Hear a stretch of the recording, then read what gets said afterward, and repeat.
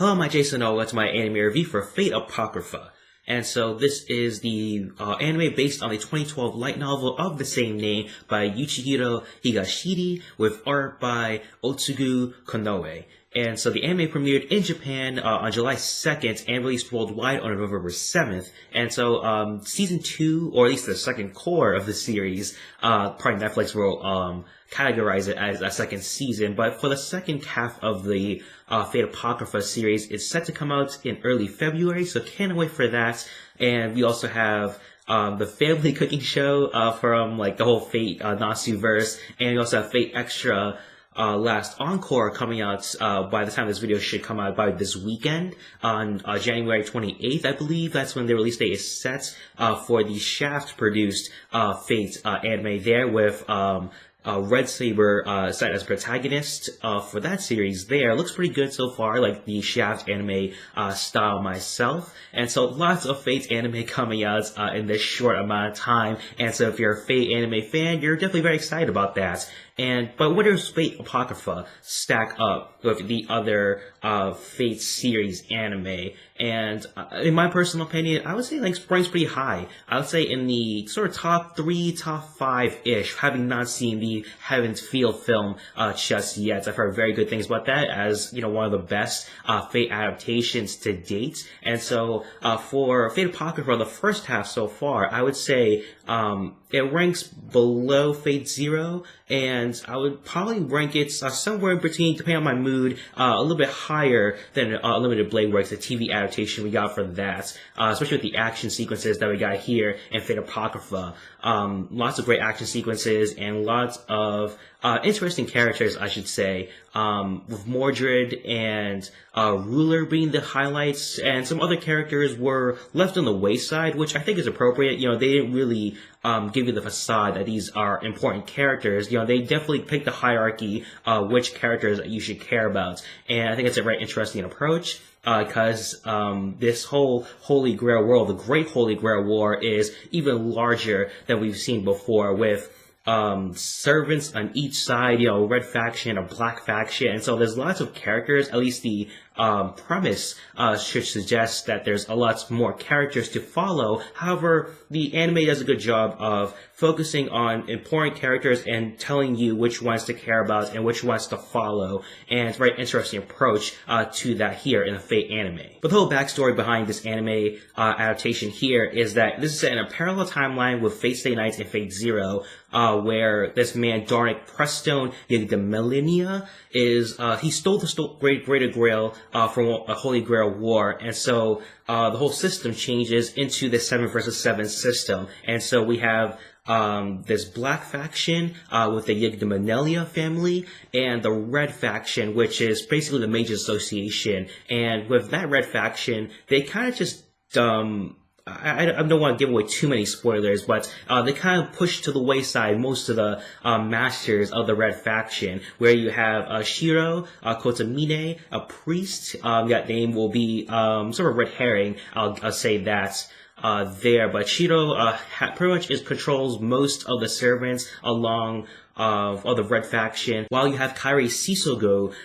carrying on another branch of the red faction. So there's lots of sub-factions, because Kairi and Shiro, they don't really work together, but they kind of are following each other's plans, to say the least, because I think the whole purpose of the 7 versus 7 system is that whoever sides wins, they have to infight as well. They didn't really specify that too much there, but Kairi and Mordred, the Saber class servants, it's pretty much their dynamic duo, along with Shiro and the other servants of the red faction. And you also have the black faction with the Yggdrasilia family. Most of the family members don't really play a big role. Some of them highlighted here and there, but for the most part, it's just more of a entity and a whole conglomerate rather than just focusing on individuals, which I think is a good idea, since the servants are the forefront of the anime here, and they are the ones that you should care about the most, mostly for their action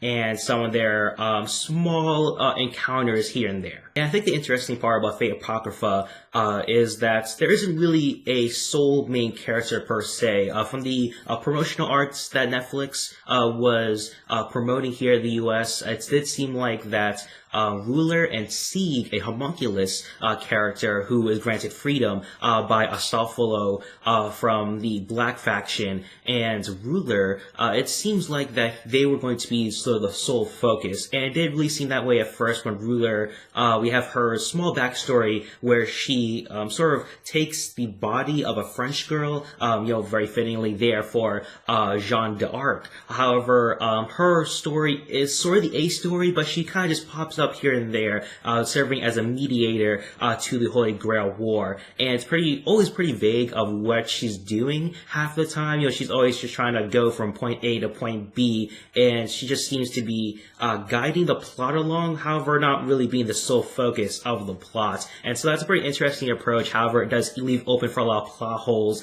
I'm sure the second half of the series will probably answer some of the questions I do have, and especially with the big twist at the end of the first cour that ends with the Netflix's first season, at least. But it's very interesting to see where the series goes from here, especially the Ruler character and Sieg as well, because I assumed he was going to be a lot bigger part of the story. He does play a big part in the bigger moments, especially the action sequences with Astolfo and Ruler. However, not as big as I thought, which is a thankful surprise for me, because I was very afraid of that, because even Fate Extra Lost Encore has your female servants with male master scenario, so there's a little too much of that in Fate adaptations so far. Even Fate Grand Order, First Order, you had MASH and the male master as well, so it's very annoying that sort of dynamic there. I wanted to see it, switched around a bit, so that was pretty interesting. Fate Prototype was sort of that scenario there. However, they're just using that formula a bit too much for my liking. But director Yoshiyuki Asahi does bring in a bit of something for everyone in terms of the dynamics of the servants. Some of my favorite servants here in this anime were not only Ruler and Astolfo, but also Mordred as well. She's very quirky, very bipolar at times as well. Some aggressive in action and sometimes goofy as well in some smaller scenes. And Adelantale as well. I really like her character design. For the most part, other character designs of some other characters are a bit iffy. Ryder of Red, he is a bit inconsistent as a character. You're just more of the bro type. You also have Assassin of Black, who isn't really a well-designed character. I don't know why they went with that design for Jack the Ripper. There's many other designs in the Fate universe, and just why the lack of clothes for a little girl.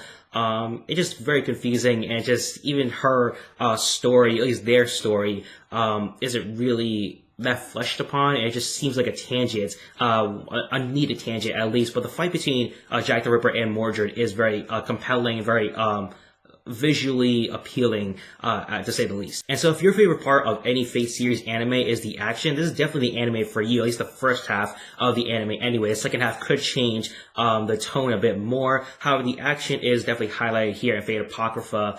The philosophy that you see in Fate anime is pretty toned down a bit. I think I would suggest reading, if you've already seen the anime already, I would suggest reading the Anime News Network features. I'll link down below, where Gabriella does some good analysis of the characters of each servants of each faction, really diving into the theme of the Apocrypha narrative of being fake and a or sort of unknown origins as well. I think that's really a compelling idea that the anime doesn't really go through, but if you actually go through the characters and how they're adapted for this anime, it's a lot more interesting to read it in that sort of scenario. And so for rating for Fate Apocrypha, gonna give this one a B+. I really love the action of this anime. The story itself, it's a bit muddled here and there. Definitely some important parts of Astolfo's character developments, the way he sort of saves Sieg and how he is sort of his own path is taken against the Black faction. He has no interest in the Yig Millennia objectives. You also have Kyrie and Mordred. They are more sort of the good cop, bad cop sort of scenario there. Just their dynamic, sort of buddy cop comedy that's really fun. Ruler's a great character. Just seeing the way she interacts with this world and her sort of her moral high ground being tested at times as well. You also have the music as well. The opening and ending themes are really great. The insert soundtrack is really good as well. The score is really good. Might have minor grips with the visuals, the ending in some parts, but however, it's still pretty solid anime overall. I would still have it, tied between Fate Unlimited Blade Works, the TV adaptation, in my personal opinion. But the second half of the series, you have episode 22 being hyped up really well as one of the best animated episodes of all time. That could really boost up my enjoyment of the series once the second half of the series does come out in early February. And so cannot wait to watch that there. And so what are your thoughts on Fate Apocrypha? What are your thoughts in the comment section down below? Are you also excited for Fate Extra Lost Encore, the second half of Fate Apocrypha? What other Fate adaptations are you looking forward to watching in the future? Also make sure to like, share, and subscribe as well. Thank you for watching my anime review for Fate Apocrypha. Who's a nice day? Bye bye.